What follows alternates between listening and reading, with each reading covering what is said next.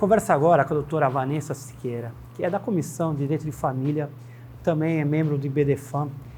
Nós vamos conversar sobre algo que cresceu muito, principalmente depois da pandemia, que são as separações, os divórcios, mas principalmente um tema específico dentro dele, que são as fraudes envolvendo a partilha. Naquele momento da separação, onde o cônjuge extremamente vingativo, oculta, entre essas questões que nós vamos falar.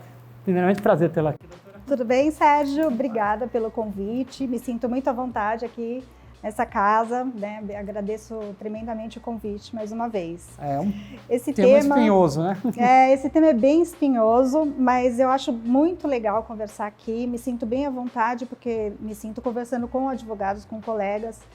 E eu acho bem interessante a gente falar sobre esse assunto, porque a gente precisa movimentar a máquina judiciária provocando esse assunto. Porque a fraude nas partilhas, elas estão muitas vezes mascaradas, isso aí é uma estatística, nos divórcios consensuais. Então, assim, nos divórcios consensuais, eles são mascarados por essas fraudes. Então, o que acontece? Depois de ser feito esse divórcio homologado e tudo mais, o cônjuge que foi fraudado, ele não pode chegar e aparecer e falar assim, nossa, me arrependi. Porque esse mero arrependimento, depois que ele descobrir que foi lesado e foi fraudado e tudo mais, ele não pode chegar e reaver o patrimônio todo do que perdeu, tá? Isso aí não sou eu que estou dizendo, é a Nancy Andrighi, né? Então é um entendimento do STJ. Então, assim, é muito importante procurar um advogado, familista e tudo mais, para poder ajudar as pessoas, até mesmo para fazer um divórcio consensual. Né? Existem ferramentas jurídicas para que a gente consiga ver quais os bens que a pessoa tem antes de fazer a partilha. Tá?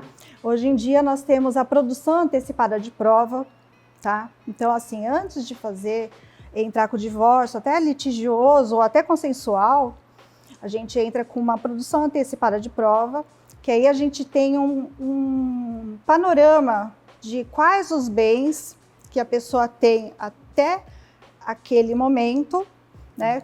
Consegue até retroagir um tempo. Há uma indagação com relação a isso, porque às vezes nem sempre o cônjuge, eles brigaram, mas acabou o casamento e aí às vezes há má fé de uma das partes, né? Seguem acreditando sobre isso, fazem a homologação, olha, consta no meu imposto de renda é tanto, apresenta o imposto de renda, apresenta todo o plano de partilha, as partes estão consensualmente de acordo, homologou e tal. Passa ali um ano, a pessoa começa a perceber que foi lesada, que houve má fé. Cabe rescisória? Ou você tem que esperar? Como que se faz? Qual é o instrumento? Há uma ação rescisória para desconstituir aquela partilha? Porque naquele momento, é uma diferença. O cenário era aquele, né? Porque é distinto, você não caberia rescisória se você consensualmente consensuar. Mas tem havido um aumento de ações rescisórias para desconstituir essa partilha? O cenário que você tinha, a tatuagem que você tinha, né? O frame que você tinha naquele momento, se você tem aquilo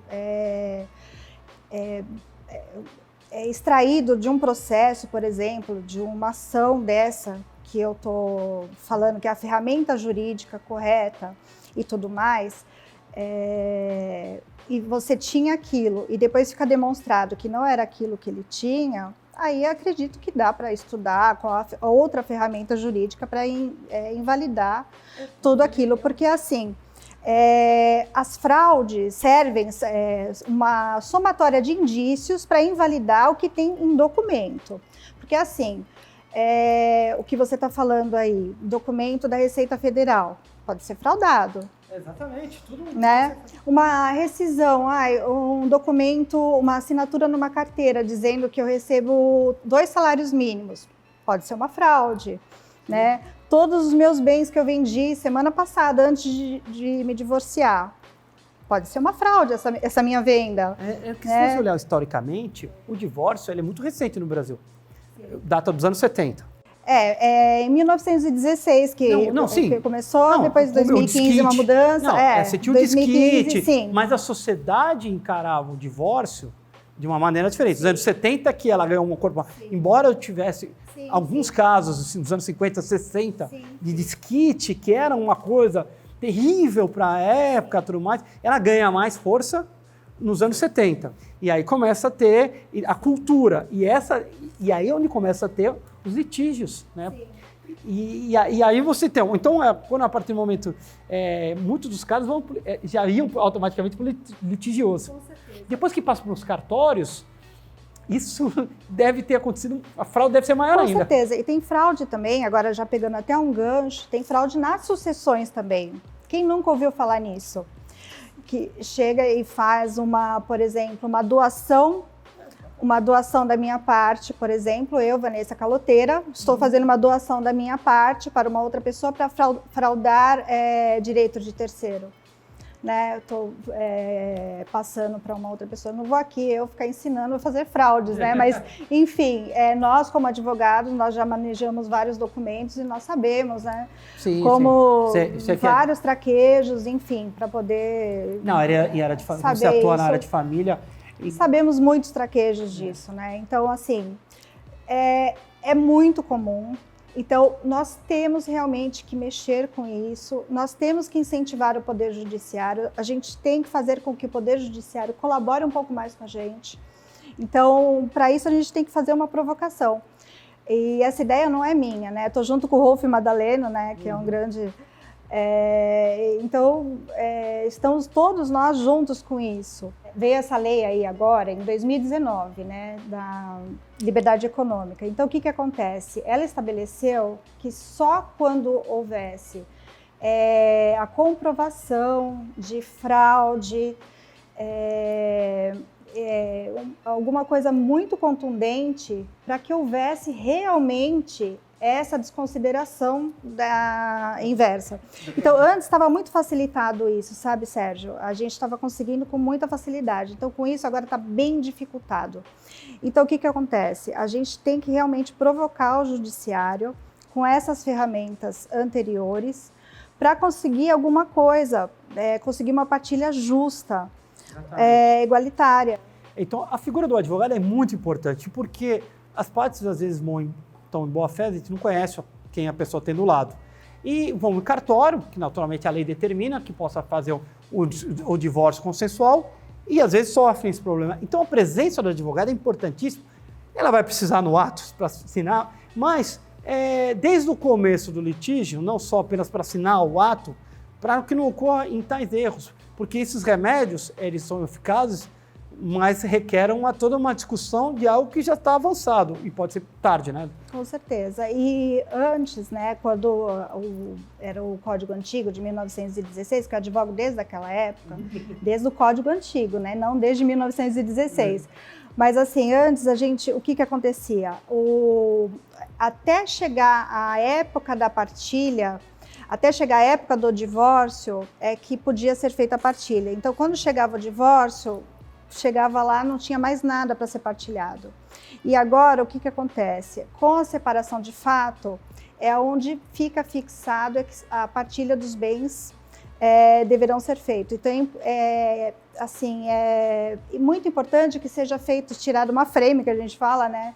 Que seja parado e a gente veja quais são os bens que você tem a partir daquele momento, né? Parecia que então, cheguem e sejam arrolados e verificados, e às vezes a esposa, desculpa falar esposa, eu sei que existem muitas mulheres que estão na frente do mercado de trabalho e tudo mais, mas são as mulheres as maiores vítimas disso, tá?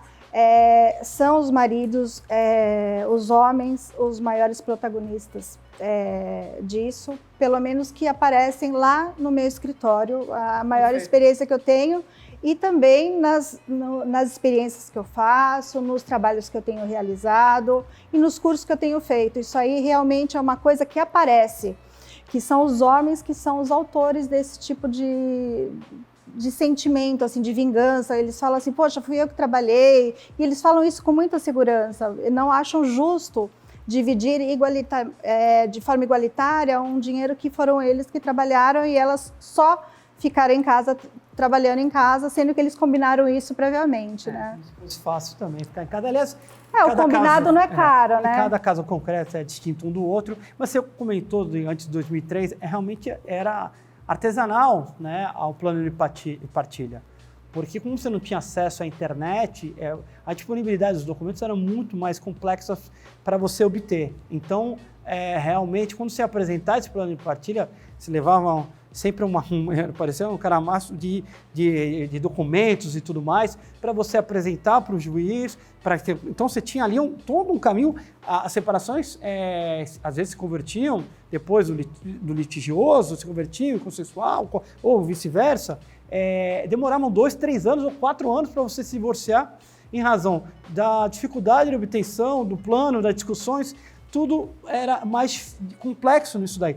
Por outro lado, a fraude era mais difícil, porque até em razão das discussões, a apresentação de documentos, impugnações e tudo mais, hoje é muito mais fácil de obter, de se divorciar. Por outro lado, da ASA, isso aí. E você deve estar acompanhando na comissão, o número deve ter crescido bastante, né? Bastante mesmo.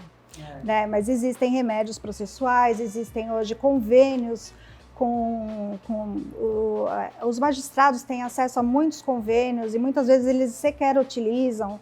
Então, eu nas minhas petições, e a gente até incentiva os colegas a fazerem isso, a gente meio que explica como fazer, explica para os magistrados, não é querendo ensinar nem nada, mas às vezes falta tempo mesmo, porque é um manual desse tamanho, é imenso, e nós tivemos o cuidado de estudar esse manual para ver como manejar esse sistema, Sisbajude, esse novo sistema e tudo mais, ver quais as técnicas, o que eles podem acessar e tudo mais. Então, muito importante. Para poder explicar o que a gente quer exatamente, para poder pedir para ele e sabendo, né, tendo conhecimento do que a gente está pedindo para ele. Não, e é muito importante que a doutora Vanessa está falando, porque cresceu muito.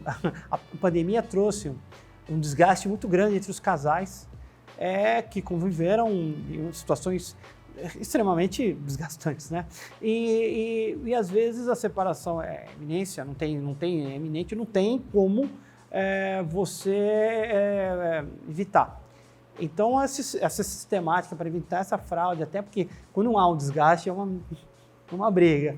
E mesmo que seja consensual, porque às vezes tem poucos bens, por isso é consensual, traz isso aí. Então, o que você está falando é muito para os colegas advogados também que não militam nessa área e tem casos concretos, o que a doutora está falando é importante a consulta. Então, até procurem a comissão aqui de Direito da OAB, Direito de Família, para dar esse suporte, né? Com certeza. E, Sérgio, também tem reflexo no sustento da família, porque assim, quanto menos patrimônio ostenta ter, menos ostenta, né? Demonstra ter, reflete no valor dos alimentos da criança e tudo mais, né? Então, às vezes, essa parte tem um viés assim até maléfico demais, né? Que pode trazer prejuízos gigantes assim, que depois a mãe, enfim, quem vai cuidar da criança não vai poder mensurar e não vai poder administrar isso.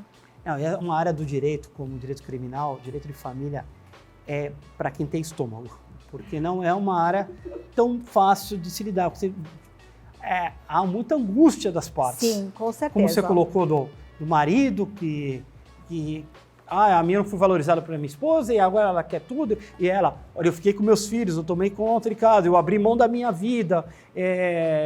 No mercado de trabalho eu não fui inserçado porque eu tive que ficar em casa. Quer dizer, os dois aliam, e você, o advogado das duas partes, tem que conduzir. Eu sempre falo e sempre confirmo isso e rebato que é multidisciplinar. É muito importante que todos compareçam a um psicólogo, porque não tem como sair disso numa boa, tá? Eu vou em psicólogo, então os advogados familistas, pelo IBDFAM, são aconselhados a ir em psicólogo para poder atender essa demanda e receber e saber como lidar com isso.